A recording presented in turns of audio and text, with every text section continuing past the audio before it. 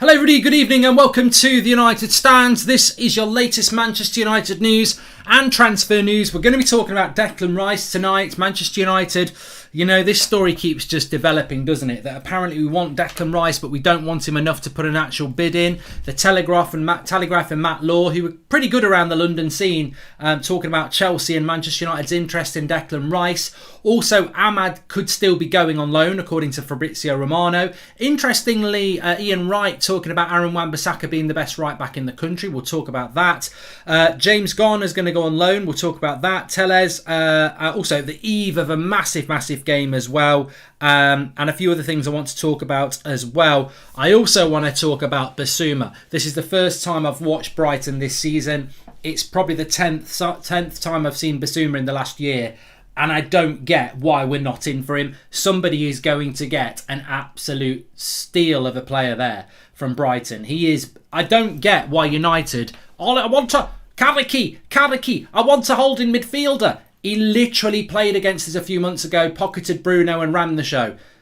I want Ricey. You know, I don't understand why we're not in for him. I don't know why we're not in for him, but we'll talk about that in a moment. Also want to just say, before we get into the show, big shout out to Ultimate Fan. I know some of you have downloaded it already. The link is in the video description. What's Ultimate Fan all about? Well, it's a fantastic new game that you can play. Ultimate Fan Fantasy League app. Ultimate Fan is a fantasy football game with a twist. Imagine fantasy football combined with FIFA pack openings you see in Ultimate Team. The game is super simple to play. All you've got to do is be over 18 and download the app totally free using the link in the description. Follow the super simple sign-up system and then you'll be able to start opening packs and filling in your five-a-side team for this coming weekend. There is also Ultimate Fan Plus for you to explore. This section features paid for gold and silver packs where you can receive extra cards, exclusive content and also a free crate of beer from B52. Each week there are prizes available for the teams that perform the best. Your teams will accumulate, your players in your five-a-side team will accumulate points dependent on what position they're in, i.e. tackling, goal scoring, assists,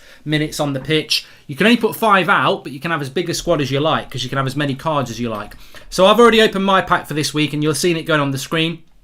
I've got gold card Calvert-Lewin, I've got Max Aarons, Rudiger, Pastel, Stroop, Jesse Lingard, Scott McTominay, Mikel Antonio, Diego Jota, Branthwaite, Jensen, Sessegnon and Minamino. I can tell you that I did put Antonio in my team and I did put Jota in my team, which I'm quite happy about. So not a bad start there. Some interesting players, but I do need to get better. So put your selections in the comments below and let me know who you think I should be looking to bring in. And thanks again to Ultimate Fan for sponsoring the show. And don't forget, you can download the app in the description and get involved today. It really is a fantastic little game that you can play. It's free to download. The link is in the video description. Give it a go, Ultimate Fan app. Right, I'm back. Let's talk about the show tonight. Big shout out to Ultimate Fan, as I said. So, look, the show really does revolve around Declan Rice to Manchester United. There's a story coming out from the Telegraph today that Manchester United and Chelsea, let's never forget Chelsea when we're talking about Declan Rice, and Chelsea would have considered putting a bid in for Declan Rice this summer if it had been around 60 to 70 million pounds. However, and this is the Telegraph and Matt Law saying that both Chelsea and Manchester United most likely would have gone in for Declan Rice this summer if the price had been around 60 to 70 million pounds.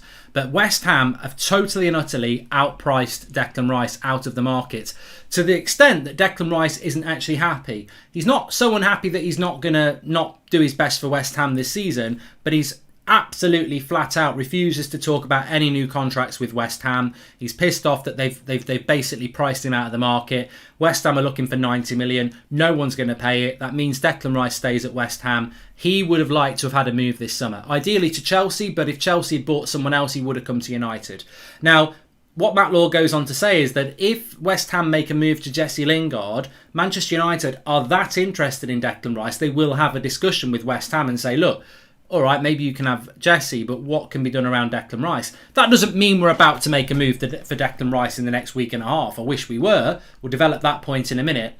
But Matt Law from the Telegraph is basically saying that Manchester United will open that conversation with West Ham if West Ham come in for Lingard and say, look, what's the story with Declan Rice? Now, I tweeted it today and a few people were sort of taking the piss, but the reality is I said, look, Jesse Lingard's a 20 to 30 million pound player. I would say to West Ham, we'll take 20 million for Jesse Lingard if you let us have Declan Rice for 70. Because you're taking 20 off straight away. And that's a £50 million for Declan Rice. And actually, it's sort of, in a business sense, it benefits both clubs, because we probably could get 30 for Lingard in the right market. So if we get 30 for Lingard off West Ham and we give them 70, he's only really cost us 40. It's 30 off 70 is 40. However, they could justify it the other way and go, well, you know, if we get Lingard for 20 when he's really a £30 million player, and then they give us 50, you know, it bumps their price up. That's the conversation that should have been taking place all summer, really. But ultimately, I don't see Declan Rice leaving West Ham. I do know that Declan Rice would have liked to left West Ham, and I would never deny that. I'd never deny that. But ultimately, he wanted to go to Chelsea. But West Ham have totally and utterly outpriced him. Welcome to the Members Club, Sam. And also, hi, Mark. Do you think beating Leeds so easily has stopped us getting a Camavinga or someone like that? Glazers thinking fans are happy, no need to spend, says Dasbo. I don't think that is the case, Dasbo, to be honest with you. I think that Manchester United were never going to buy a midfielder because we haven't actually sold anybody. I think that's the problem. But what I want to bring in here is, and James says Declan Rice is average. I think football and the world, look, I change my opinion. I can change my opinion. I don't change my opinion quickly, but there is evidence out there that I'll change my mind. But what I do feel tonight, and Paraz says Bissouma is a Kante in the making, really dominated today. Bissouma's fantastic. I want to talk about Bissouma because it's relevant, it's topical, and it's something we've spoken about on this channel before. And you will get the prats out there going, listen to Goldbridge and his minions talking about Bissouma because he's had one good game. Well, no, let's listen to you prats who don't actually watch the show and haven't listened to the community and me talk about Bissouma for about 12 months. So swivel on it, because you know what? If you don't like this channel, you don't like this community, fine. But I love the people who criticise it and don't actually watch it. Because if you do watch this channel, you'll know things like Bruno was being spoken about 18 months before we bought him. Fabinho was being talked about 2 years before Liverpool got him. And that Bissouma is a player that's been mentioned on this show by you, not just me, for 12 months. So we will talk about Bissouma. But what I just want to say about Declan Rice, I rate Declan Rice. I actually think Declan Rice at Manchester United would be a good signing. And I'm not going to go, we're linked to Declan Rice today and Bissouma's played well. Screw Declan Rice, I want Bissouma. I think there's a conversation to be had about Bissouma, and we'll have that in a moment. But in relation to Declan Rice, I would be very, very happy to take him at Manchester United, because the job he does is the job we need. He is a specialist holding midfielder. You look at Soucek and the ability for Soucek to get forward, that's with Declan Rice. So Declan Rice at United would do that role, and Van der Beek or McTominay or Pogba would be allowed to be the Soucek who gets forward. So Declan Rice would suit Manchester United, and I do think he'd do a very good job there. So I'm not going to dismiss the fact that we might want Declan Rice, but my problem is I know people who are certain people, and Declan Rice wants to go to Chelsea, and I think Chelsea want him, so it's always a very difficult deal to do. But White Owl says Bissouma is a Mark II Fred. I'm not having this. I've got to say, I'm sure some of you watched it tonight. Brighton, very, very good. 2 wins in a row for Brighton. I mean, this doesn't surprise me. I remember Brighton. How many years ago was it when Brighton came to Old Trafford? I think it was the start of November, maybe late October. It was 2 years ago at Old Trafford. They came to Old Trafford. They'd had a really good start to the season, and people were like, they might beat us, and we smashed them. We could have beat them 7-0. I think we beat them 4-0. But Brighton are a good team, and just before we talk about Bissouma, I've just got to put some respect on Potter's name. Every time we play them, they play good football, and I don't know why teams like Everton are going for Ancelotti and Benitez when they could give Potter a go. I don't know why Spurs are going for Nuno from Wolves and his boring football when they could have given Potter a go. I think he deserves a better job. I'll just say that and leave that there. But in relation to Bissouma, there are no words I can say to describe my total and utter confusion as to why we are not looking at this player. He's been mentioned on this channel for 12 months. He's been mentioned vigorously on this by this community, by you, for the last 5 months. Ever since Brighton played against United at Old Trafford, whenever that was, and Bissouma basically played holding midfielder, was taking the ball with his back to United and knocking the ball off first touch most of the time, pocketed Bruno. A lot of people woke up to that. A lot of people knew about him anyway, but a lot of people woke up to it then. If you watched him again today, he's playing in a midfield 2 with Adam Lallana. Adam Lallana is not Ndidi. He is not Declan Rice. Adam Lallana is attack-minded, and Bissouma did most of the defensive work. The question mark I hear about Bissouma is he's not a holding midfielder. Well, if you watch the game today, forget holding midfielders. Who played holding midfielder for us last week? Fred. Who's going to play there tomorrow? Fred. If you saw Bissouma just on one game today, you would know what I'm about to say is true anyway. But I would tell you this is true based on every time I've watched him and what he actually is. He is double the player Fred is in that holding midfield role. Comfortably. He takes the ball into feet. It doesn't bounce off him. He's a brilliant tackler and his positional sense is amazing in a team that has to pass and move. I do not understand why Manchester United, who are desperate for a holding midfielder, who ideally want somebody who's Premier League proven and want somebody who can, take the ball off the back four and get the tempo going, I cannot explain. So please explain if you know why, because it's not a negative. It's not a positive because we're not even in for him, but it's not a negative. I just don't understand why we're not looking at him. Now, I've heard Liverpool are interested and I've heard Arsenal are interested. And I'll tell you for free, if he goes to Arsenal or he goes to Liverpool, he's going to be a very good player. It means nothing to me because he's not going to come to United anyway. But I'm telling you now, if Arsenal go and buy him in the next couple of weeks or he goes to Liverpool next summer, they're going to get a very good player. I'm convinced of it. I don't think he's coming anywhere near United, but I'm absolutely convinced of it that he will be a good signing for whoever gets him next. And I don't understand why we haven't considered looking at him when from everything I've bloody seen, he's absolutely perfect for what we want. And the most amazing thing is, we've just spoken about Declan Rice, right? And how United want Declan Rice apparently. But they don't want to spend, they'd like to spend 50 or 60 or 70 million on Declan Rice, but they don't want to pay 80 or 90. You've got Bissouma's available for 30 or 40 million.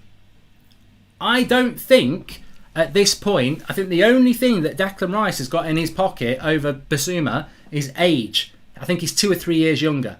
There is no difference between those two players. And look, I'm not going to get into the argument that Bissouma's better than Rice or Rice is better than Bissouma because I don't think that's relevant. But there's certainly no major difference. And I'll tell you what, Bissouma goes to Liverpool and people will go, what a super signing. I'm telling you, he's a fantastic player. I don't know why we haven't gone for him. And there's no excuse. There is no excuse. I don't know why. And I'm not even moaning about it. I just don't know why, because he's exactly the sort of player we should be looking at exactly the right price. And I'll tell you for free, we've not even bloody looked at him. We're not. I know people, and I'll say, are United looking at Bissouma? No. He's not even on the list. So I don't know. It's just one of those, isn't it? It's the same with bloody Fabinho. I never understood why we were never looking at Fabinho. And lo and behold, he goes to Liverpool and if we'd have bought effing Fabinho instead of Liverpool, imagine where we'd be. That's exactly the sort of player we need, and we just don't seem to spot it. And people will say, wow, and these are my favourite people. The people who say, wow, of course you know better than Ollie. Of course you know better than Mourinho. Of course you know better than Van Gaal. Well, you know what? Actually, a manager of a football club is the same person most of the time who sits on BT or Sky and comes out with nonsense. So their opinion is just their opinion. Fabinho would have been brilliant for United. We never went for him. So maybe the people who said Fabinho would have been a good signing for United do know better than the incumbent Manchester United manager at that point. And I'm absolutely convinced that Bissouma would be perfect for Manchester United, and I've got no idea why we're not even looking at it. Nationality is a big difference in Solskjaer's eyes, says Tabrez. But then again, I think, I'm not going to pretend that I know everything about Bissouma. I don't know I don't know his family tree and everything like that, but I think he's French. And I think he's about 24, 25. Well, Varane's French, Pogba's French, Martial's French, so I don't think it can be that.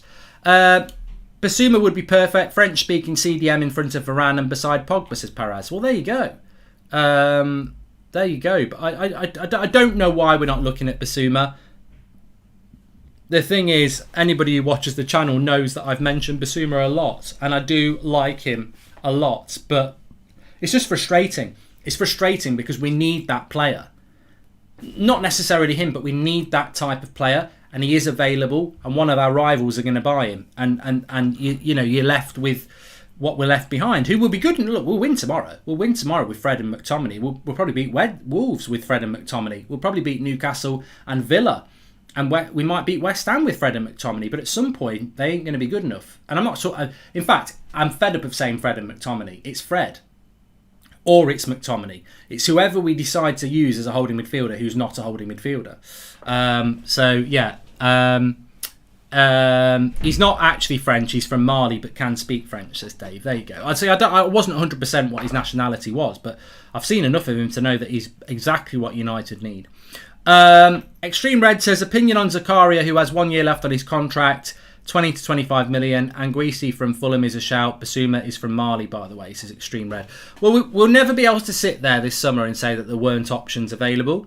And whether it's Declan Rice for a lot of money or it's Bissouma for a lot less, my question to you would be, why not? Why not? Let's look at let's look at this, right? Because we fall into this trap all the time. Sir Alex used to do it 12, 15 years ago. There's no value in the market, right? There is value in the market this time, and there are players in the market this time.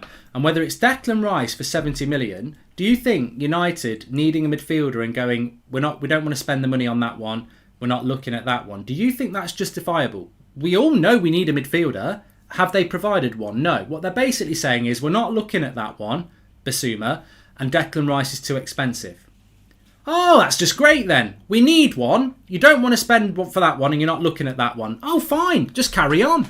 It's only Manchester United trying to win a bloody title at the end of the day. You crack on. We can afford to waste another year. And ultimately, that's what is happening here. We all know we need a midfielder. I don't think a United... I don't think an Ollie Outer or an Ollie Inner would argue about the fact if they were in a pub or a cafe tonight and you mentioned holding midfielder. I think this is probably one of the topics that would unite any fan, whether they like this, like that, whatever. I think every United fan would sit there and say, yes, we do need a holding midfielder. And yet the club are going, yes, we do need a holding midfielder, but we're not going to get one because one's too expensive and the other one we're not even looking at in the case of Bissouma and Rice. And I would say the Rice one is somewhat as frustrating as Bissouma in a way because, oh, we do want Declan Rice. We'd really like Declan Rice, but we don't want to spend the money on him. And you get this story that, well, Chelsea don't want to spend the money on him either, so they're going to wait a year until his price comes down. The story's written. Chelsea will go for him next summer, and he will go to Chelsea. So Declan Rice and Manchester United, the only opportunity we've got is to try and pay the money now before the price comes down and Chelsea pay it. But we're sat there like we're in the... High five, Chelsea. Yeah, we're not paying it either.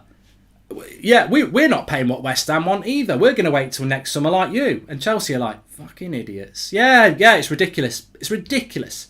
It's like talking about the weather. I can't believe it's raining again. When are we going to get some sun? Hopefully next summer. Next summer comes along, Declan Rice goes to Chelsea. What we should be doing is going, ooh, Chelsea don't want to pay that. Let's try and do something with West Ham. We won't get Declan Rice if Chelsea want him. And as for Bissouma, as I said, I just don't understand why we're not looking at him. Can you invite Ollie on the show? Says Desiree. He's always welcome. He won't come on. Dan says, we need a midfielder. Look how stacked Chelsea are. They're going to bring in two. Bissouma won't go to Arsenal. He was going to be Xhaka's replacement, says Dan Watson. And welcome to the Members Club, Imran. Thank you very much for the Super Chats and the Members Club. New members. Mike Phelan wants Brexit FC, says Snubab. Well, we have bought Varane this summer, so I don't know about that. I mean, our best players are foreign players. You know, they are. Varane's our best defender now. He's better than Maguire and he's better than Shaw, and I love Luke Shaw and I like Harry Maguire. De Gea's our best goalkeeper, Spanish.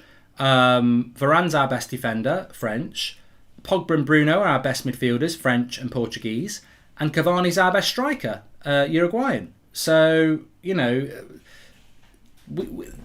to start trying to go, oh, we've got to be Brexit FC, it doesn't even work. It's never worked at United. Ronaldo's probably one of our best players ever. Portuguese, Cantona, French. You know, we've always had this. we can't. You can't say we're not going for Bissouma because he's not English. That's just silly.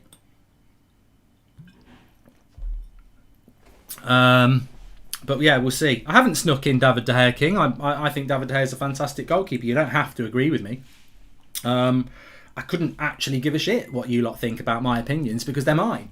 I give a shit about your opinions and the conversation we generate, but you'll never drive my opinion, and I should never drive yours. I believe that David De Gea is a fantastic goalkeeper, and I still believe it, and I'll argue it with anybody. And you know what? People who say, oh, Goldbridge, he's always bad takes. Well, I remember having the same conversation about Luke Shaw 2 years ago. He's fat, you're biased. I had horrible things said about me about Luke Shaw, about why I liked Luke Shaw, about some very horrible topics. And ultimately, it was just because I thought he was a good footballer. And lo and behold, he sat everybody down because he is a good footballer.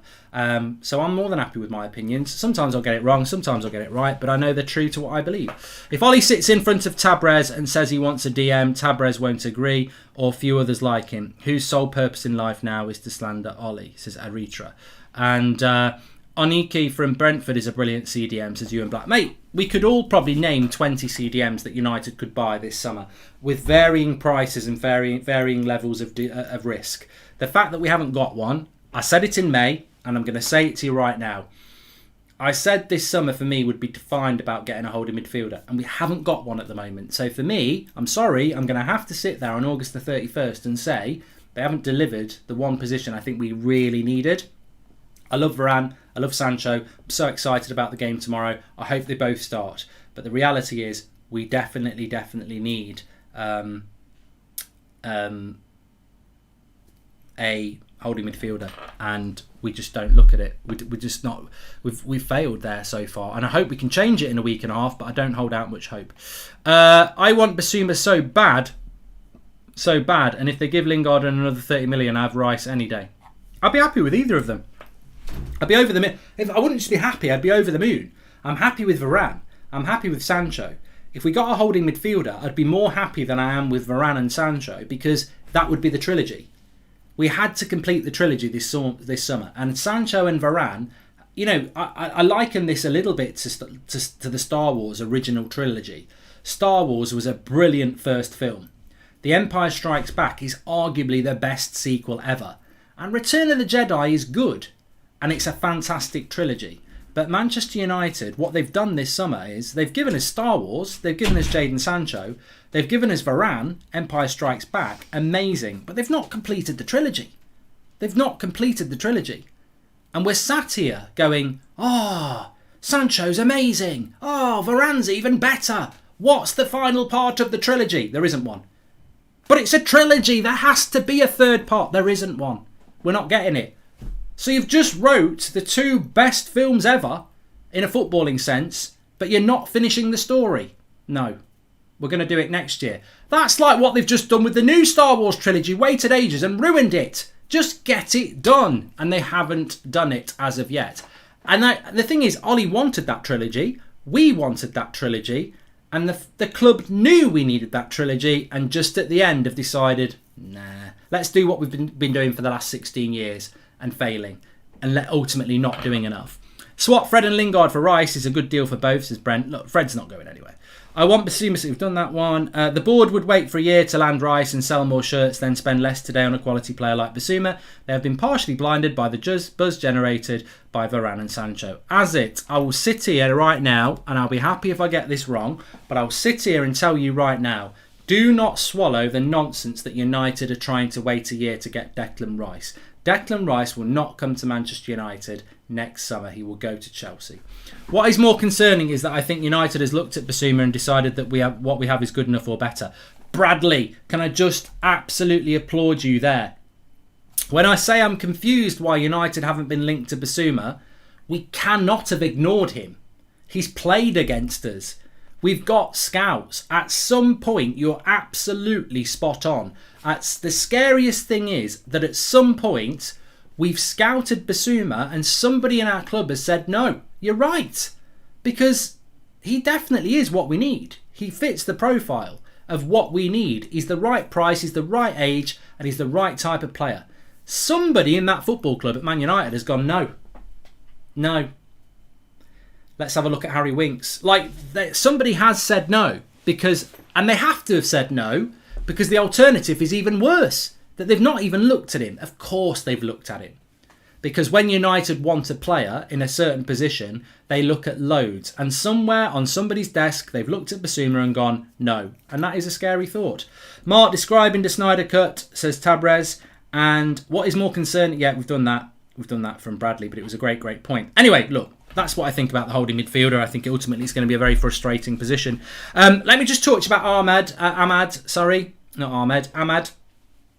So, Romano's given an update on AMAD. Now, yesterday we had an update from Solskjaer saying that AMAD is most likely going to stay now. Romano said he's still likely to go. Sheffield United want him, but AMAD only wants to play in the Premier League. I love this. I love the sound of this. AMAD only wants to play in the Premier League. Crystal Palace have expressed an interest, but at the moment, nothing has been decided, but he still is likely to go on loan. I mean, it's a difficult one with AMAD. I think he's good enough to stay and play, but if you're keeping James and you're keeping Lingard and you've got all the options we've got, like Mata and all these other peripheral players, how does AMAD ever get a game? I think we already know, whether we agree with it, that Mata will come on before AMAD, that Dan James will come on before AMAD, that Lingard will come on before AMAD, and that's 3 players before you've even got Greenwood, Sancho, Martial, Rashford, Pogba. So he's not going to get any game time, is he? But I like the fact that the hold up on this is probably because he's saying, I want to go and play for a Premier League club. And, you know, having sort of kept an eye on what Crystal Palace have done for the first 2 games of the season, I think AMAD would probably go straight into their first team. So, look, I don't want AMAD to leave, but if he is going to leave, I'm encouraged by the fact that he wants to play in a Premier League club, because I think he could embarrass United.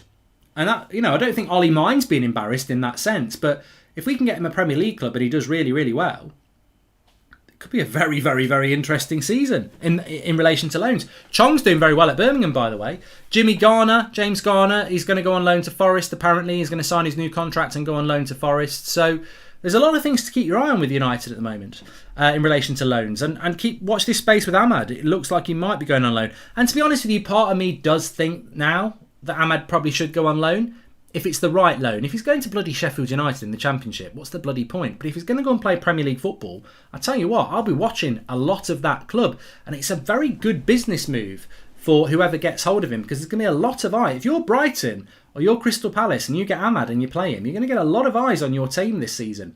Man United are trying the trilogy, but are thinking Return of the Kieran Trippier to Premier League is the Return of the Jedi, says Sheikh. Yeah. People who think Fred's good enough, watch Bissouma. Brighton are an average team, but still pin teams back because they have a class CDM, says Vedent. Look, if you know, there will be people out there who didn't watch Brighton today. I accept that. It's Friday early evening in the UK. You might not have watched it, or around the world. But what I would say is, if you wanted to sort of, you know, if I said to you, this book's fantastic, go and read it. What I would say about Bissouma, if you really want to understand about Bissouma, go and watch the game at Old Trafford against Brighton last season. He played in the holding midfield position. He attached himself to Bruno, and the amount of times he took the ball and played it off one time and played through our press, that's the game to go and watch Bissouma, because then you'll see what a holding midfielder should do. You could watch the game tonight if you wanted to. It's probably easier to watch, but he's just so good at it. And like somebody just said there, he does it in a weaker team. Imagine what he'd do with better players around him. Am I in the minority when I say Fred is a far better player than McTominay, says Mackenzie? I don't think you're in the minority, Mackenzie. I do think that, just very quickly on that, I think McTominay and Fred are quite clearly very different players. Appearance-wise, one is small and tenacious, and one is tall and combative. I think one is a better dribbler than the other. Passing ability-wise, it's hard to say who's better at times, but I don't think you can compare them. I think Fred is better at some things, and McTominay is obviously, you know, aerially McTominay's better as well. I think there's a player in Fred. I just don't know what his position is. So yeah, it's Saturday, not Friday night. Sorry, by the way. So yeah, for me, I don't really like comparing them anymore, because I think as long as we're not playing 2 holding midfielders, then there's no need to compare them really. Hi Mark, have you seen our fixtures from end of October to end of November, make or break month, says Gel? And that's, I said that last night, didn't I? I said that we're not going to struggle for not getting a holding midfielder over the next 2 months. We've not got loads of games. Everybody's fresh. Everybody wants to play. Everybody's hungry. Everybody's levels are up here. What will happen in November is we'll start picking up injuries. Ollie won't have as many rotation options, and then heads will drop and performances will drop. We're not going to really know how good we are until we play Chelsea, Liverpool or Man City, by the way. And what if we play them and they play us off the park? And then, Twitch tonight, Mark says Logan. Not tonight, mate. Hi, Mark. We've done that one as well. So, look, I think we're all right at the moment, but we did need a holding midfielder. And as I said, it was the trilogy that's not been completed. Also, wanted to talk to you about the Alex Telles is back in training. He's not back fit, but he's back in training. So good news about Alex Telles, because we do need to get him back. If we lose, Brandon Williams is going to go on loan, so we need the combinations at fullback.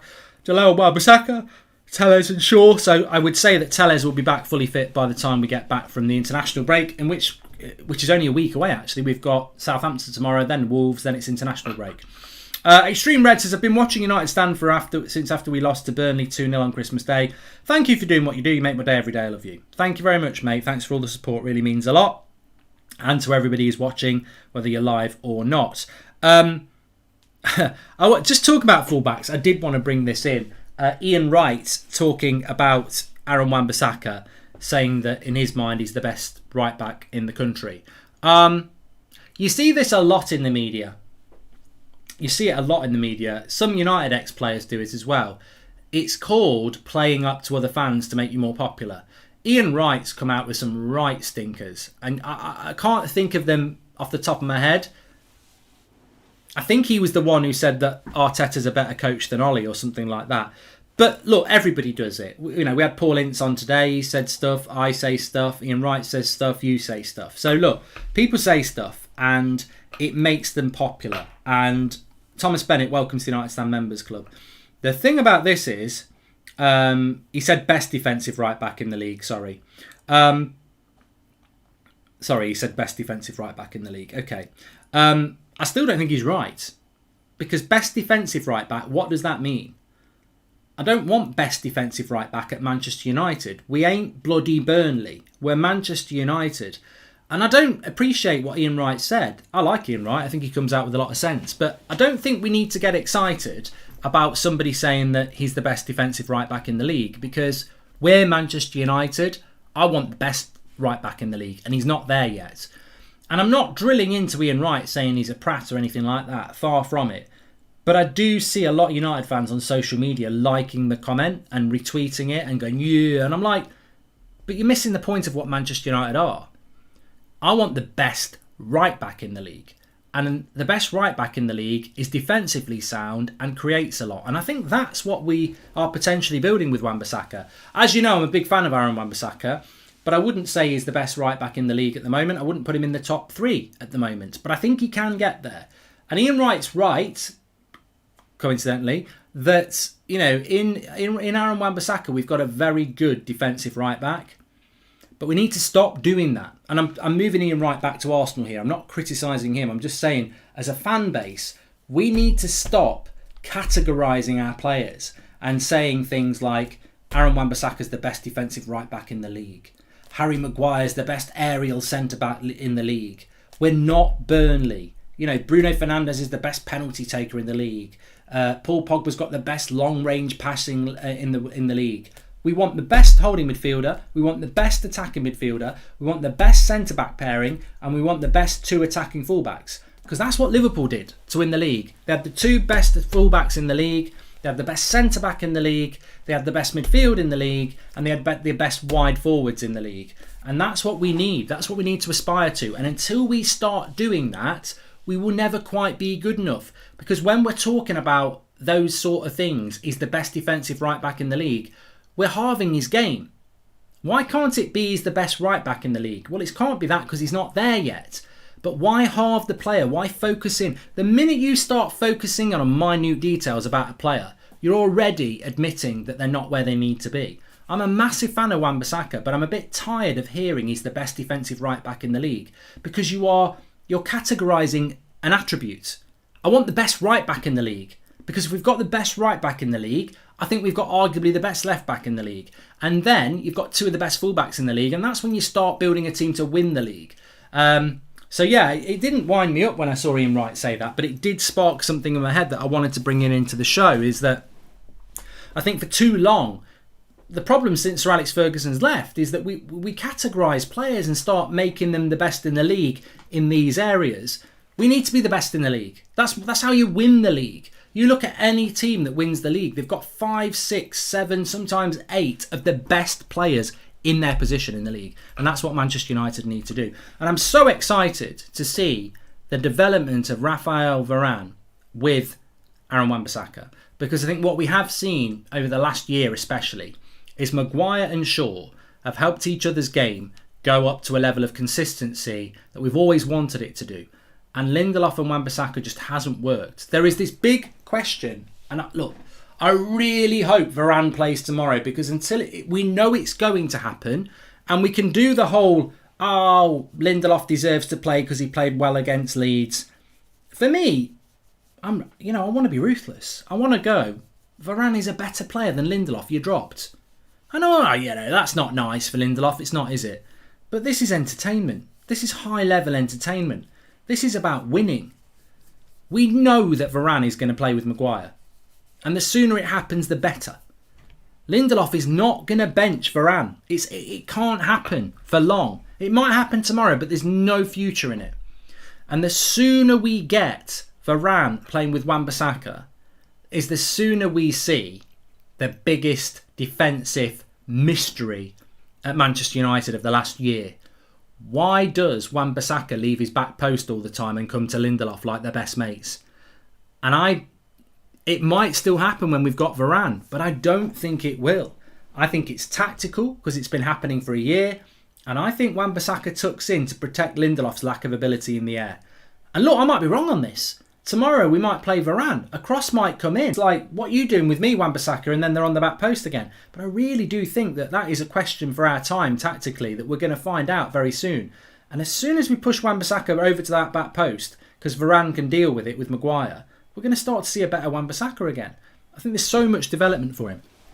Ollie said anything from now until the end of the transfer window is a bonus, which means we're not signing any CDM. Says Abhishek, McFred is the way we are going this season. Well, yeah, I think most people do think that. Please make sure you smash a like on the video, by the way, and subscribe if you are new. But it is the eve of a very big game. I've watched a lot of football today, as I'm sure many of you have, and I'm very excited about the game tomorrow. 2 o'clock, Southampton. I'm very confident we're going to win. I think we're going to score a lot of goals. I just feel that with United at the moment, he could keep Varane and Sancho on the bench and I still think we'll win comfortably. But I think, it's what football's all about. It's about debate. It's about different opinions. Of course it is. And there are some people out there that I just think, you don't change a winning team. You don't change a winning team. I respect that. My opinion is we've just spent a lot of money on 2 of the better players in the world and we're playing away from home. And I've seen United lose at Newcastle. And I've seen United lose these sort of games in the past. And what I don't want to happen is that United blow it tomorrow and then we should have started Sancho and Varane. Just take that risk away. Just start the 2 better players. I just think it's so obvious to do it.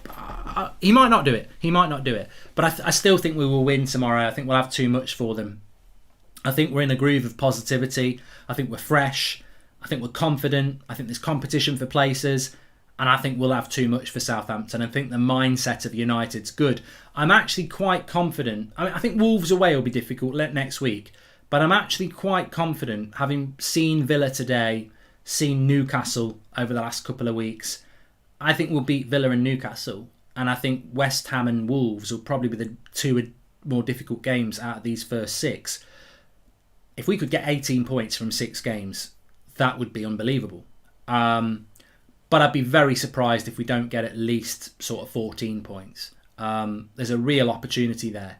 And I don't expect us to have many problems with Villa, Newcastle and Southampton. So I'm very confident about tomorrow. I'm very excited about tomorrow. And I think the players are. I think the players are excited and I think they're confident. And I think that leads to good things happening. And also, look, Pogba played brilliant last week. Bruno looks on a different level. And we've got plenty of other players. I'd love to see Sancho and Varane starting tomorrow. I think they take us up to another level. And I also think it's the perfect game for them to play because I don't think Southampton can hurt us. And I think if you bring Sancho and Varane into a team that's got Harry Maguire, Aaron Wan-Bissaka, Luke Shaw, Paul Pogba, Bruno Fernandes, then Sancho and Varane can settle in. And then Wolves will be a difficult game next week. I actually think if he starts Lindelof tomorrow, he's going to have to play him against Wolves. Because I think throwing Varane into the Wolves game is a tougher game away from home. So I think he's got to pick Varane tomorrow. And I think he's got to pick Sancho. And I think it's very exciting. Extreme Red says, get a dirty takeaway, put on a crap film, bang one out. Pie Face 2021, Driving with Goldbridge, sponsored by Wash and Go. It's the quote of 2021. I need to clip the clip. If someone wants to clip that clip and tag me in it, I will retweet it because it's when he said it, I just couldn't believe it. I was just like, it took my breath away. It was such the quote of 2021. If you're feeling down, hi Marksy. It's almost 4 a.m. in Malaysia. Do you still play Football Index? And would you take Calvert-Lewin at United to lead the line? No, I don't, Tabua. And in relation to Calvert-Lewin, as I've said before, I'm doing an Everton career mode on Twitch at the moment because I'm waiting for FIFA 22 to come out so I can do the United career mode. And I got rid of him because he's crap on FIFA. But in real life, he's a fantastic. He's a good player, Calvert-Lewin. I would take Calvert-Lewin at Manchester United as the backup striker that everybody would want. It's a bit like England had Harry Kane and then you've got Calvert-Lewin as the backup. He hardly ever played, but he's a good backup.